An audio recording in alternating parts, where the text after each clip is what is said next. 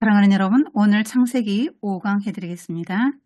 그림으로도 표현됐고, 동으로도 제조됐고, 부조로도 표현되었는데요.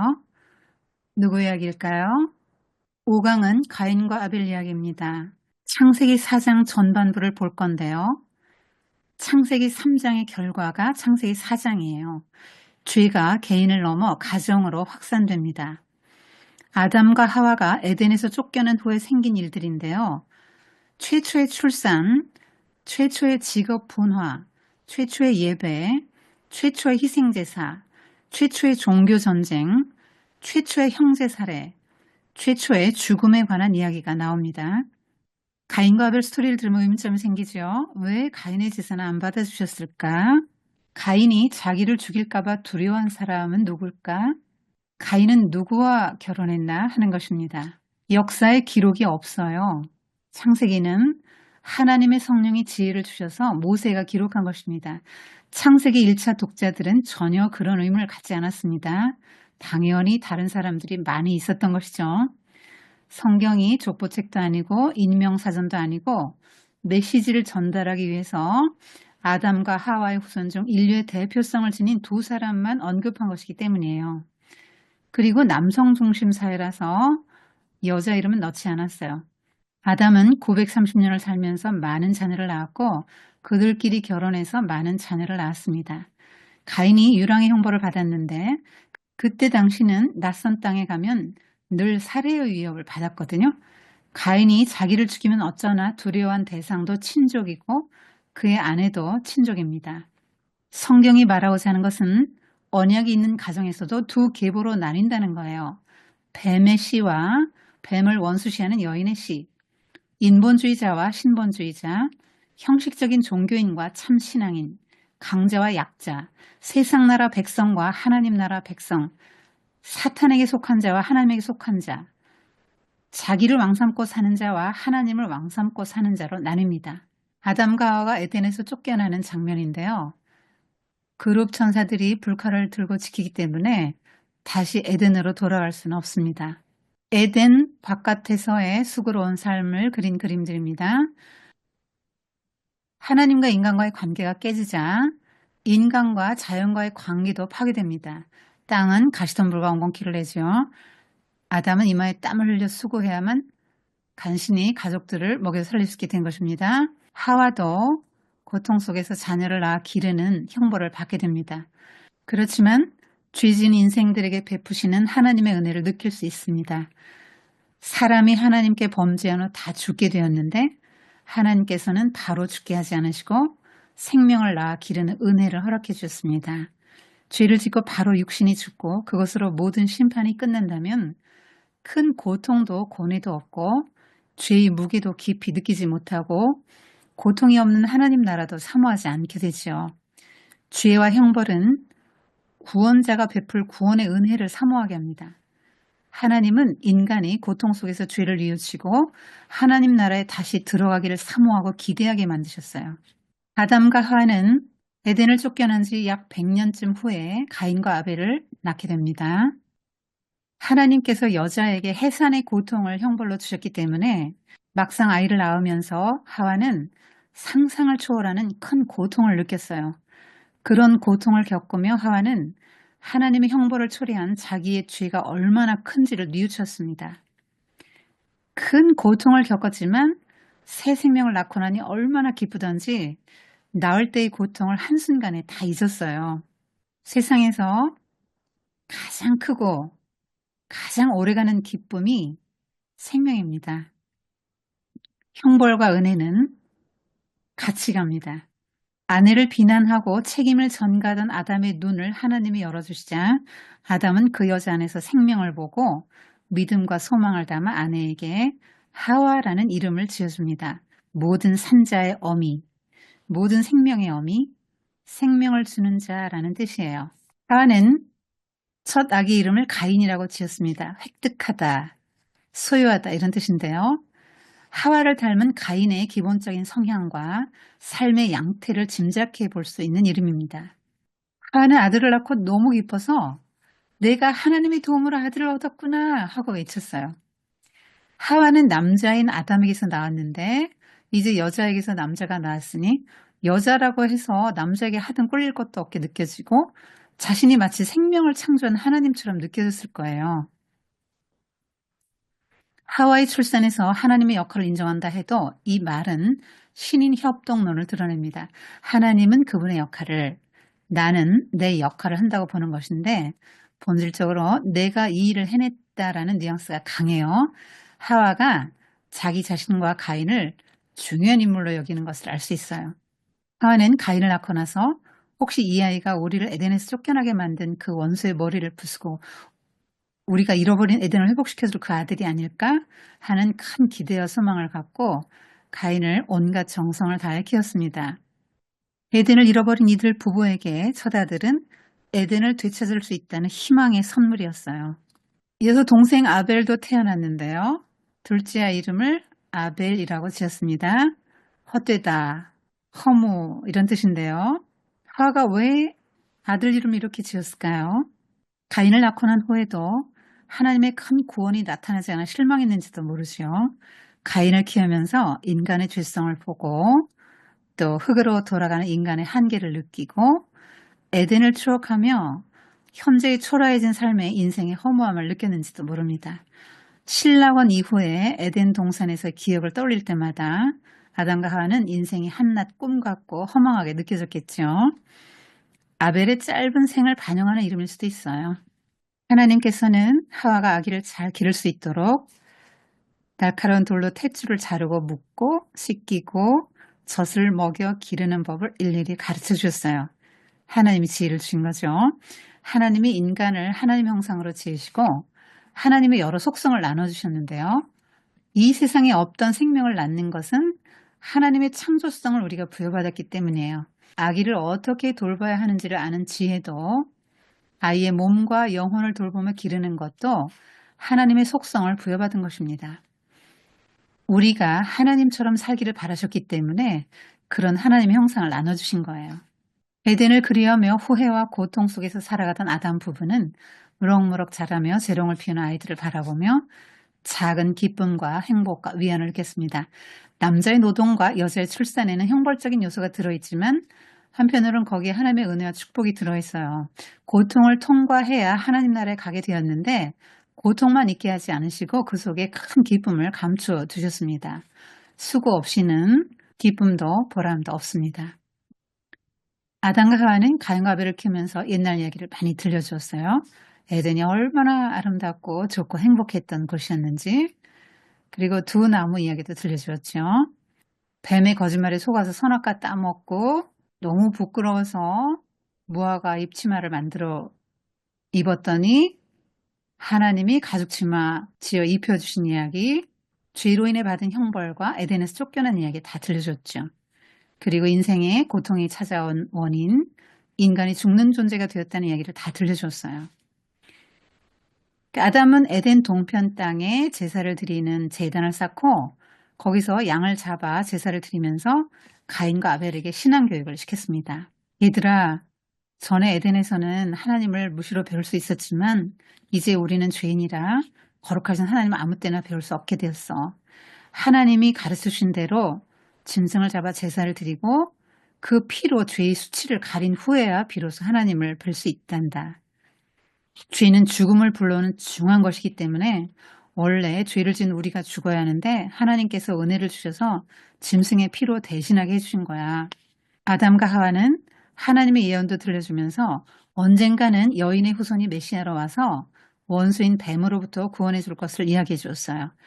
이렇게 해서 가인과 아벨은 부모님에게 하나님을 만나는 특정한 장소와 방법을 배웠습니다.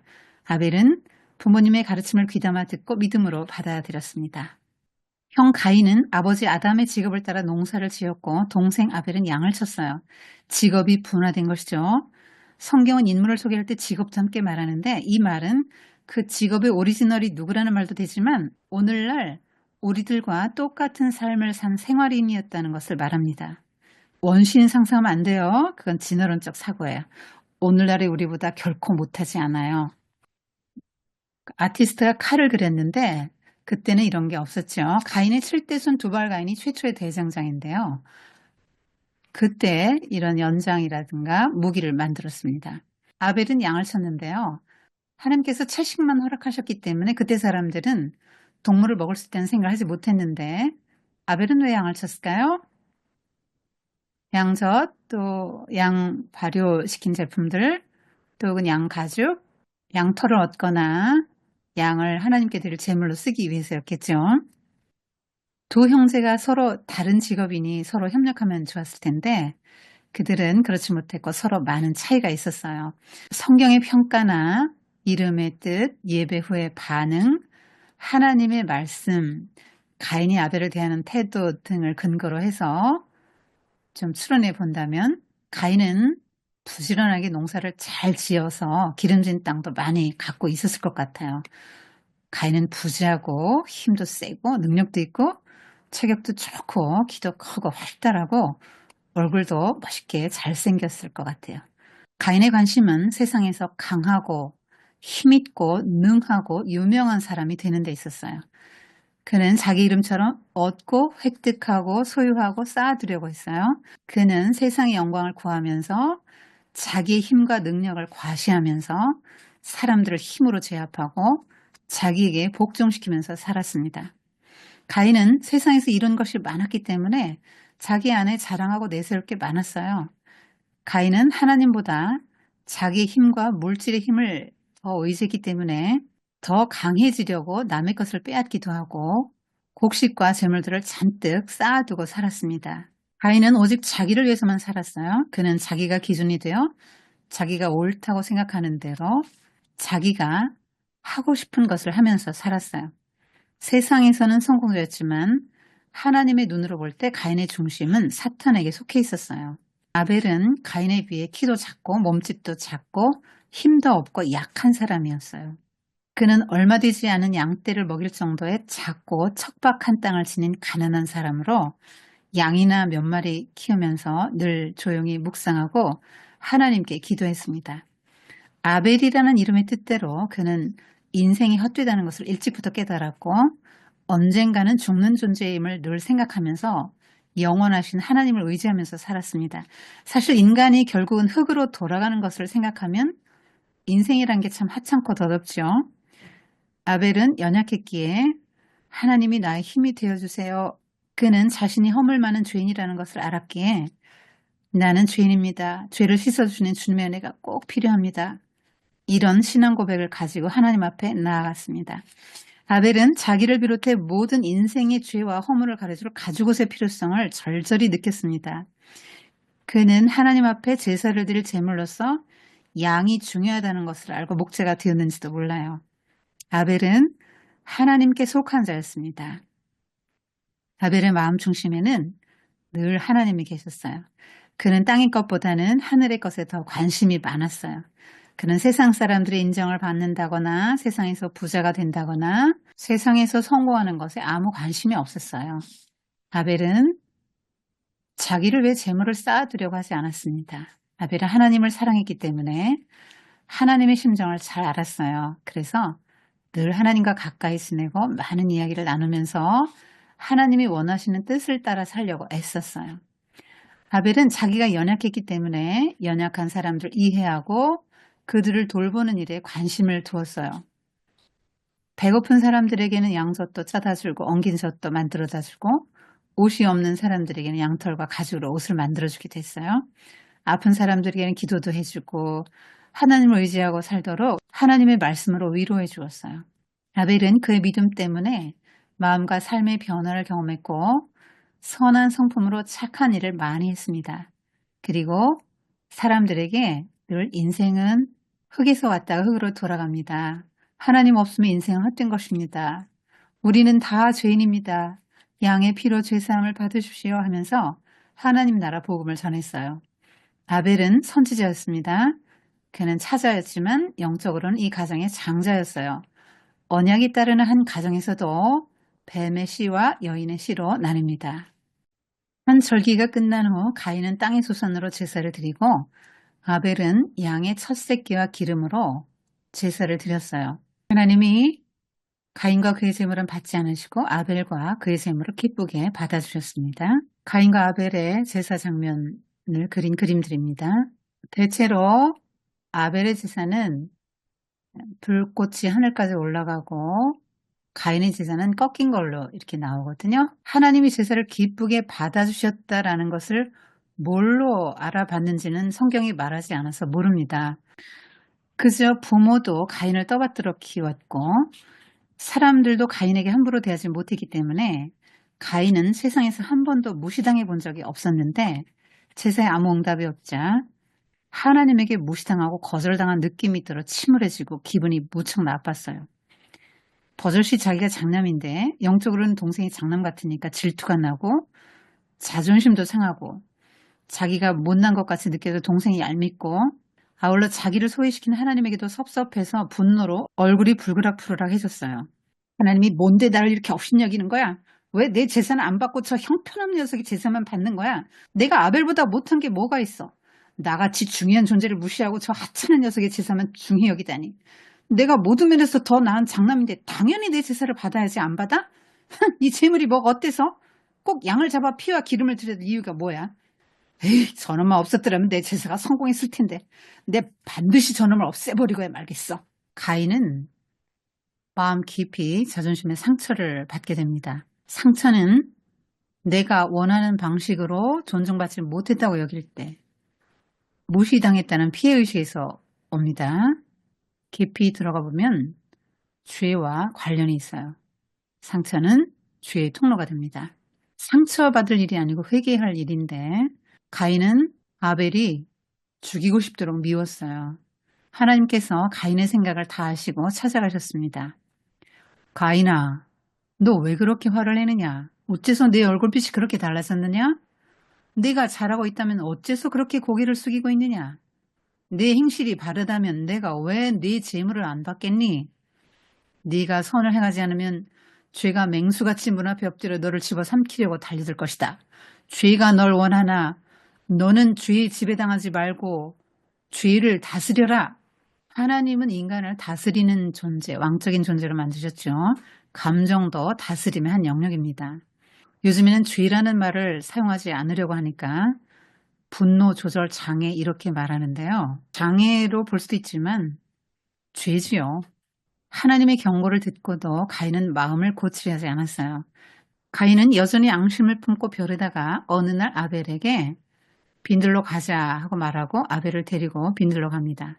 거기에는 보는 사람도 하나님도 없을 거라고 생각했죠. 아벨, 하나님이 네 제사만 받아주니 기분이 무척 좋겠구나. 네가 나보다 잘난 게 뭐가 있냐. 내 놈만 사라지면 다 해결된다. 내 놈 때문에 내가 하나님한테 인정을 못 받았단 말이다. 이 원수야. 가인은 아벨만 사라지면 다 해결된다고 생각했어요. 아벨 때문에 자기가 하나님께 인정을 못 받았다고 생각합니다. 가인은 분함과 비참함을 참지 못하고 사나운 맹수처럼 아벨에게 덤벼들었어요. 몸이 약한 아벨은 저항 한번 못하고 그대로 쓰러졌습니다. 아벨의 피가 흘러 땅을 적셨습니다. 그런데 동생을 해치면 다 해결될 줄 알았는데 그게 아니었어요. 마음에 가득하던 분노는 갑자기 두려움과 불안으로 바뀝니다. 가인은 하나님을 탓했어요. 내 잘못이 아니야. 나는 하나님에게 상처받은 피해자야. 이게 다 하나님 때문에 생긴 일이라고. 하나님이 내 제사만 받아주었어도 이런 일은 안 일어났을 거야. 가인은 원인을 자기에게서 찾지 않고 아벨에게서 찾고 하나님에게서 찾습니다. 하나님도 아벨도 다 가인 마음에 안 들어요. 가인은 잔뜩 골이 나 있습니다. 사실 가인은 하나님을 죽이고 싶었는데 하나님은 눈에 안 보이니까 그 대신 하나님 형상을 지니고 하나님을 잘 믿고 하나님의 사랑을 받는 아벨을 죽인 거죠. 생명은 하나님이 창조하셨고 때가 되면 하나님이 데려가실 건데 그 하나님의 뜻과 무관하게 자기 마음대로 너 그만 살아라 하고 죽여 없애는 것은 가인이 하나님에게 도전하고 저항한 것이죠. 자기가 하나님이 데려간 거예요. 가인이 아벨을 죽이는 장면입니다. 가인은 악에 속한 자였습니다. 아벨은 이 땅에 하나님 나라를 실현할 하나님의 씨인데 이렇게 뱀의 씨에게 박해를 받아 순교합니다. 서로 사랑하면서 협력해서 이 땅에 하나님 나라를 세워야 할 형제인데 가인이 사탄에게 사로잡혀 동생을 미워하고 죽이는 것을 보시고 하나님 마음이 얼마나 아프셨을까요? 여러분, 살인을 맨정신으로 할 수 있어요? 그것도 친동생을? 살인의 영인 사탄에게 사로잡혔던 것이죠. 살인, 죽음은 사탄의 영으로 말미암는 거예요. 사탄에게 속한 사탄의 백성은 죽이는 일을 하고 하나님 나라를 파괴하지만 하나님에게 속한 하나님 나라 백성은 생명을 살리는 일을 함으로써 하나님 나라를 세워갑니다. 가인이 아벨을 죽인 게 왜 문제가 될까요?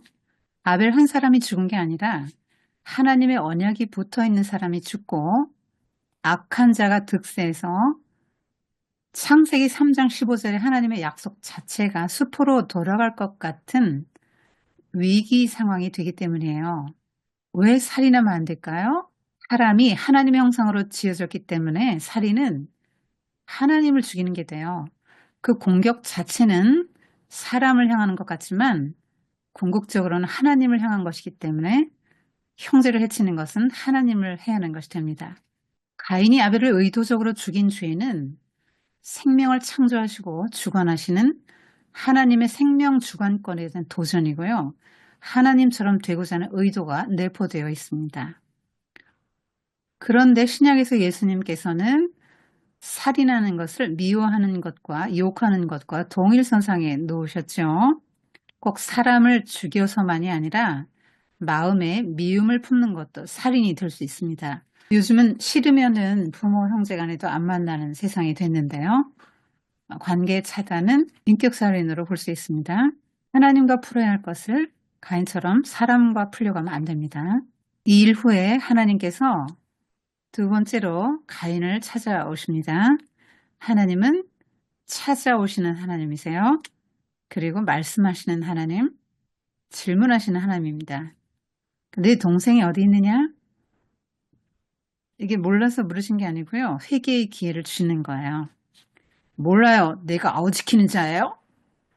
가인은 뻔뻔하게 시치미를 뚝 떼고 거짓말을 하면서 하나님께 정면으로 대들었습니다. 거짓말은 출처가 사탄이지요? 그래, 형이 동생 안 지키면 누가 지키란 말이냐? 부모 다음으로 형제가 가까운 건 내가 그만큼 책임이 크다는 말이야. 양을 잘 지키는 자가 왜 자기는 못 지켰대요? 양 지키는 사람의 재물만 좋아하시는 하나님이 직접 지키셨어야죠. 가인아, 내가 무슨 짓을 한 거니? 이게 다 아벨의 제사만 받아주신 하나님 때문에 벌어진 일이라고요. 하나님이 찾아오셨을 때 하나님 용서해 주세요 하고 회개를 했으면 좋았을 텐데 가인은 자기 잘못을 인정하지 않고 죄를 추궁하시는 하나님에게 맞서서 반항하고 불손하게 빈정거리고 자기 책임이 아니라고 부득부득 우겼어요. 아담과 하와 때보다 죄를 추궁하시는 하나님을 대하는 인간의 상태가 더 나빠진 거죠. 가인아, 내 아우의 핏소리가 하느님 제 억울함을 씻어주세요 하고 땅에서 소리친다. 내 동생의 피를 받은 땅이 너를 저주할 것이다. 내가 밭을 갈아도 땅이 다시는 그 효력을 내게 주지 않을 것이다. 너는 땅에서 피하며 떠도는 방랑자가 될 것이다. 이것은 한 군데서 머물며 농사를 지어야 하는 가인에게 너무나 큰 징벌로 여겨졌어요. 농사꾼이 본업인데 직장을 잃는 거나 마찬가지죠. 가인은 이제 땅의 소출로 먹고 살 수 없게 되었어요. 가인이 하나님께 저항한 결과 땅이 가인에게 저항하고 생산물을 내주지 않으니까 이리저리 떠들며 남의 것을 탈취해서 먹고 살면서 안식 없는 삶을 살게 되는 거죠. 가인이 동생을 죽였으니 자기도 죽어야 마땅할 텐데 가인은 자기 죄는 생각지도 못하고 누가 자기를 죽일까 봐 두려웠어요. 가인은 하나님이 준 벌을 받아들일 수가 없었어요. 그리고 고대 사회에서는 공동체를 떠나 떠돌이가 되어 낯선 땅으로 가면 늘 살해의 위협을 받아요. 그래서 하나님을 원망하면서 항변합니다. 하나님, 제 벌이 너무 무거워요. 저를 만나는 사람들이 저를 죽이면 어떡해요? 자기 동생을 죽인 자가 이제는 자기 친족 중에서 누군가가 자기를 죽일까 봐 두려워 경계를 하게 된 거예요. 그래서 하나님의 보호를 요청하는 거죠. 하나님이 안심시켜 주십니다. 아니다. 그렇게 되지 않게 해주마. 누구든지 너를 죽이는 자는 벌을 7배나 받으리라. 하나님은 말씀만 하신 게 아니라 가인에게 만나는 사람들에게서 죽임을 면할 수 있는 표를 주셨어요. 7은 완전수로 7배는 가인을 죽인 자는 하나님이 완전하게 보복을 해주신다는 뜻이에요. 아티스트가 이마에 표시를 했지만 이 표식이 뭔지 어디에 어떻게 두셨는지는 잘 몰라요. 오늘날의 글자 같은 기호였을 텐데 사람들은 그 표식을 보면 아, 저 사람 살인자구나. 근데 하나님이 보호해 주시네. 저 사람 건드리면 하나님께 벌 받는다. 이걸 알 수 있었어요. 표시는 보호만 해준 게 아니에요. 살인자의 표식이었죠. 가인은 몸에 새겨진 그 표시를 볼 때마다 자기의 죄를 떠올리게 됩니다. 처벌은 면제받았지만 죄는 지워지지도 않고 잊혀지지도 않고 가인의 마음을 무거운 바위처럼 짓눌렀습니다. 가인은 하나님 앞에 있으면서 하나님의 음성도 듣고 제사도 드리던 사람이었지만 죄를 짓고 나서 하나님이 회개의 길을 주셨는데도 회개하지 않고 불평을 일삼다가 여호와 앞을 아예 떠나와 버렸습니다. 하나님의 앞을 떠난다는 게 어떤 것일까요? 하나님 앞을 떠난다는 것은 하나님으로부터 오는 모든 복이 거둬진 상태를 말해요. 하나님이 빛이신데 빛을 등진 자의 삶의 앞에는 항상 어두운 그늘이 있게 되는 것이죠. 이렇게 가인은 자신이 살고 있는 땅에서 쫓겨나 정처 없이 방황하며 이리저리 땅을 떠돌며 거반 죽은 것이나 다를 바 없는 삶을 살았어요. 사실 죽는 것만도 못한 일이었죠. 공동체에 대한 소속감과 일체감을 다 잃고 늘 낯선 땅에서 죽음의 위협을 받으며 불안에 떨며 살아야 했으니까요. 아담과 하와는 가인이 아벨을 죽인 것을 나중에 알게 됩니다. 죄값으로 죽는 존재가 되었다는 것을 알았지만 죽음이 뭔지 잘 모르고 있던 아담과 하와는 죽음이라는 실체를 처음으로 경험하고 땅바닥에 그대로 주저앉아 한없이 목 놓아 울었습니다. 자연이 늙어서 죽은 것도 아니고 형에 의해서 일어난 죽음이잖아요. 더 마음이 아프죠. 형제 간의 불화, 한 맺힌 죽음, 자식과 이별이 주는 고통을 처음으로 겪어보면서 이들의 가슴은 천갈래 만갈래로 찢어졌습니다. 아담과 하와는 자기들이 뿌린 죄악의 씨가 이렇게 자식들까지 미치는 것을 자기들 눈으로 생생하게 보고 하나님 말씀을 안 들었던 것을 뼈저리게 후회했어요. 하나님은 우리에게 가족을 통해서 행복을 누리고 서로 위로하고 사랑하고 기쁨을 누리라고 가정을 주셨어요. 가정은 하나님의 최고의 선물입니다. 가정은 작은 하나님 나라인데 죄가 아담네 가정에 엄청난 불행과 고통을 가져다 주고 그 하나님의 나라를 위기에 빠뜨렸어요. 이 땅에 하나님 나라가 서지 못하도록 사탄이 가장 공들여 공격하는 게 가정이에요. 가장 가까운 관계를 깨뜨리고 사이를 떼어놓고 서로 다투게 만들어서 공동체를 무너뜨립니다. 아담 부부는 너 때문에 이런 일이 벌어졌다고 서로 상대방 탓을 하면서 싸움을 더 많이 하고 사이가 더 나빠졌어요. 아담의 가정은 산산이 부서졌어요. 부부관계, 형제관계가 다 깨져버렸습니다. 하와는 가인을 잃어버린 낙원을 찾아줄 여인의 후손으로 여기고 메시아처럼 떠받들며 온갖 기대를 갖고 키웠는데 가인은 동생을 죽여 가정을 산산조각내고 부모의 가슴에 대못을 박았습니다. 이들 부부는 자식 둘을 하루아침에 다 잃었어요. 아담과 하와는 자신들의 죄가 가져온 치명적인 결과를 눈으로 보면서 가슴을 치며 슬픔과 후회와 탄식 속에서 살아야 했습니다. 가인은 떠돌다가 에덴의 동쪽 노 땅에 정착해서 살면서 결혼도 하고 아들도 낳았어요. 하나님이 내리신 떠돌이 형벌을 숙명으로 받지 않겠다는 거죠. 에덴의 동쪽은 가인이 하나님의 임재를 피해 하나님으로부터 멀리 떨어져 있다는 것을 강조하는 말입니다. 놋은 방황, 유랑, 추방이란 뜻이에요. 하나님에게서 멀어진 사람은 유리 방황하면서 살게 된다는 말이에요. 돌아다녀야 하니까 자연히 내가 살려면 다른 사람이 죽든 말든 상관하지 않고 남의 걸 빼앗아 취해서 살아야 하니까 싸움이 일상화되겠죠. 하나님이 없는 사람의 삶을 보여줍니다. 이제 하나님 앞을 떠난 가인은 스스로 왕이 되어서 힘을 키우고자 하며 성을 튼튼하게 쌓고 도시를 건설하며 자기 왕국을 세워나갑니다. 사람들이 자기를 죽일까 봐 두려운데 하나님 앞을 떠나왔으니 이제 스스로 자기를 보호해야 했기 때문이에요. 사람들이 자기를 죽이면 어쩌냐고 하나님의 보호를 요청했던 가인은 하나님의 도움 없이는 자기가 살 수 없다는 것을 모르고 자기 힘으로 그 문제를 해결하려 합니다. 가인은 하나님이 주신 표의 효력보다 자기 스스로 쌓은 성을 더 안전하다고 생각했어요. 하나님의 말씀을 못 믿은 거죠. 하나님 나라를 대적하는 세상 나라의 시작입니다. 한자어 나 아자와 오를 의자를 한번 볼게요. 나 아자는 요 앞에 손수변입니다. 그리고 창과자의 결합인데요. 내가 나를 손으로 창을 들어 지킨다는 뜻이죠. 그래서 자아, 아군, 아집, 자실은 이런 데 쓰입니다. 근데 이 반대는 한자어 의로 볼 수 있어요. 오를 의자인데요. 양양자와 나 아자가 결합된 글자입니다. 양은 착할 선, 아름다울 미 그런 데 들어가서 착하다, 선하다, 아름답다, 옳다 그런 뜻을 갖고 있거든요. 의가 들어간 글자 의인, 칭의, 정의, 공의, 의리, 도의 뭐 이런 것이 있습니다. 나를 위해 희생 제물이 되신 어린 양 예수님을 믿고 나의 왕으로, 나의 위에, 나의 왕으로 모시고 자기 부인의 삶을 사는 것. 이게 하나님 보시기에 옳은 상태예요.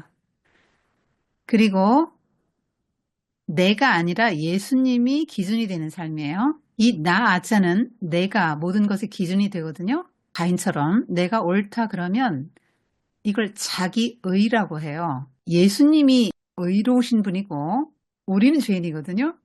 내가 의롭다 생각하면 가인 같은 사람이 되는 거죠.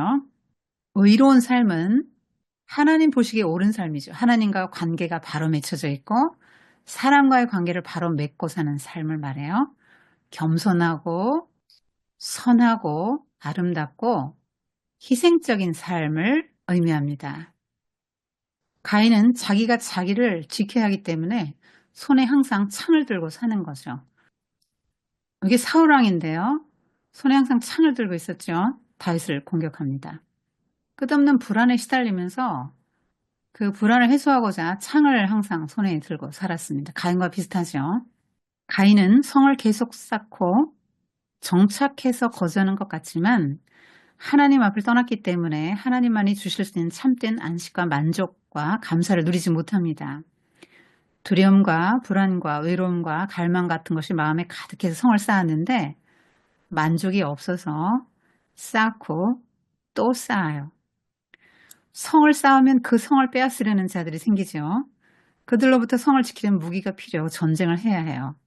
그래서 가인의 문화는 탈취 문화, 점령 문화, 전쟁 문화, 살해 문화입니다.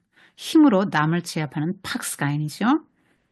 가인은 그 성의 이름을 아들 이름을 따서 에녹성이라고 짓습니다. 성은 문자적으로 영원한 거주지를 뜻해요.